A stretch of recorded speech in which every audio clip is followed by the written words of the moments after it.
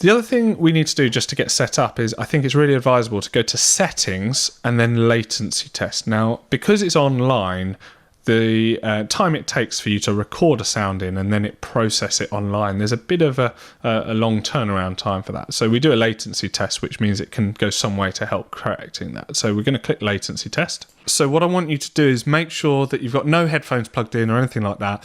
Make sure your speakers are up nice and loud. And that obviously that your microphone is enabled. You've already done that before. You'll notice from my screenshot that it's listing something weird. So don't look at that. That's a bit of equipment I have to use for my computer to work. But that should say internal microphone. So what I'm going to do is make sure my speakers are up nice and loud. And then I'm going to start the test.